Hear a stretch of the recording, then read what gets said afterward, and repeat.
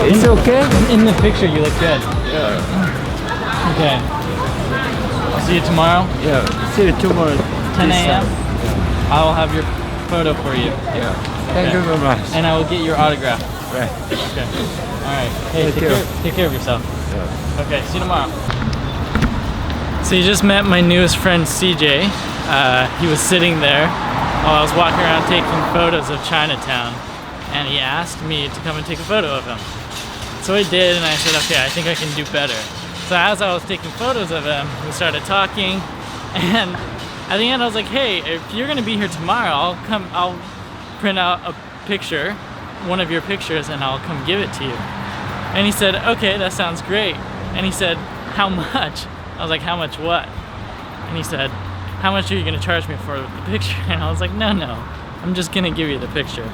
Anyway, I'll see him tomorrow. So last week, I tried a bit of an experiment where the vlog was basically following me on one of our days of shooting.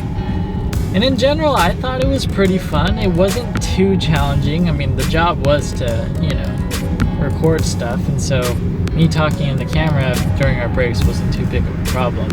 And I feel like the fact that we were somewhere new and we were shooting exciting locations really kind of helped the vlog flow a little bit better.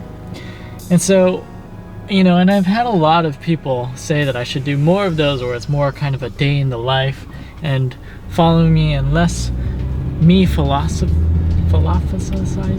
And I feel like a lot of people hear that, you know, I'm a filmmaker, and they think of, you know, lights and actors and, you know, all of the kind of big exciting stuff, when the truth is, most of the time I'm not on set and I'm not shooting. That's all kind of after the work has been done. So nowadays I end up coming here to the office to edit or write probably 6 days a week. And this is kind of normal.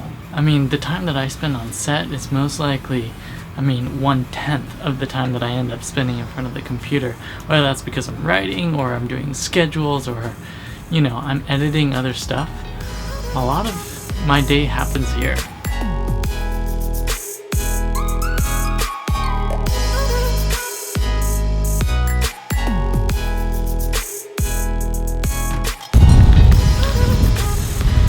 Alright, so now I'm taking a much needed break, and I'm going to a children's art class that Eunice is teaching. So let's see what I can come up with.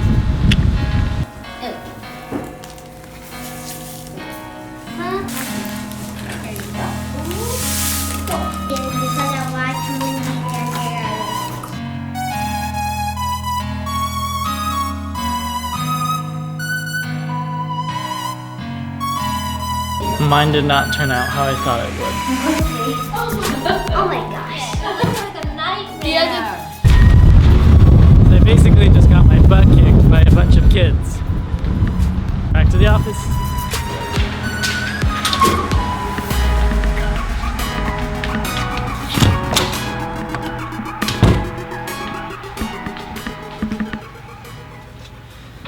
So on one of my past vlogs, my friend Andy posted a comment saying that he would like to know a little bit more about the editing process, what software I use, what tips I have, how he should get started. So I thought I'd take a little bit of time to explain that.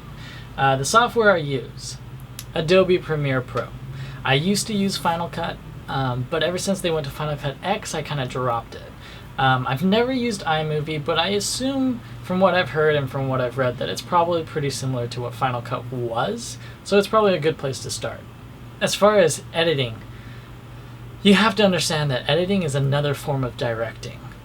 So unless you are shooting with the edit in mind, it's going to be really tough. And if you've ever had to edit something that was just really taken with no sense of direction, you'll know how hard it is. But if you are shooting and you know, okay, so I'm probably going to cut in here, that means I need to give a little bit of leeway before that, and then I'm going to cut out here, so I shouldn't stop the recording until a little bit after that, you'll save yourself a lot of headaches. And all of this, honestly, is best learned by editing. So go out and shoot something and then try and edit. And you'll know that you're learning when you start yelling at the screen, because it's something that I do all the time at myself. Austin, why did you shoot it this way? Why is it not in focus? Why didn't you let them leave frame? It's all stuff that you just really kind of pick up. So if you're an aspiring director, edit your own stuff. I know that there's going to come a point when you're not going to edit your own stuff, but up until that point, edit your own stuff. So shoot, edit, rinse, repeat. Okay, so the last thing I want to talk about before I end this vlog is something that I feel is really important to say. And I promised that when I started this vlog that I'd be documenting my successes and my failures and the things that I find that I'm doing right and the things that I'm doing wrong. And, well, to be honest, this week was really tough. And I think that sounds weird to say, because if you watch me day in and day out, you'll see that I make my own schedule. You know, like I can write whenever I feel like it, and I can come into the office whenever I please and leave whenever I please. And if I want to go to the beach, I can go to the beach. And that freedom is, yes, liberating, but it comes at a price, because freedom allows me to sleep in until 10 a.m. But stress and anxiety wakes me up at 6.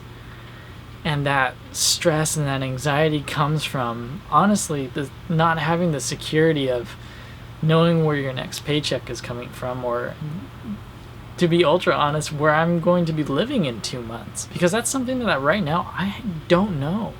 I could be here, I could be in Utah, I could be in LA. Honestly, I couldn't tell you. There are weeks when I work 6 to 7 days and I don't earn a single penny. And that's because I'm, doing long-term stuff like writing so that one day I can make it, or editing so one day that I can sell it, or shooting for the same reason. And even though it's not really based on a money thing, you have to admit that there's a certain amount of validation that comes from a paycheck. And that validation is that the amount of time that you spent was worth something. An amount, and that's a dollar figure for now, but that dollar figure means rent, and it means food, and it means vacation, or whatever. And doing this, day in and day out, and not getting any sort of validation that what you're doing is going to be worth it, can be really hard. And I'm not saying this as a pity me or woe is me, look how hard my life is, because honestly I have it so good. I'm more saying this for the people that are considering walking the same path that I am. It's going to be hard. You're going to have months without working. And there are going to be times when you're going to look at your bank account and it's going to scare you. And I have no happy ending to this story, no moral of the story, because I haven't found it yet. And that's just kind of the reality of it. And the only remedy that I have found so far is work. When I start getting really stressed out and I start getting really anxious about my future, I put my head down and I work. And I have found that has been a bigger motivation than anything else in my life, is that fear of, not making it. I know that I couldn't be doing this right now with all of the people surrounding me and supporting me and calling me for jobs or letting me sleep in their extra rooms or in their walk-in closets. You know who you are. So to everyone who has ever supported me and has sent me encouraging messages or fed me or housed me, thank you, thank you, thank you. And for you who is about to embark on this journey, get ready, because it's going to be tough. But I have a feeling it's going to be worth it. So, let's get back to work.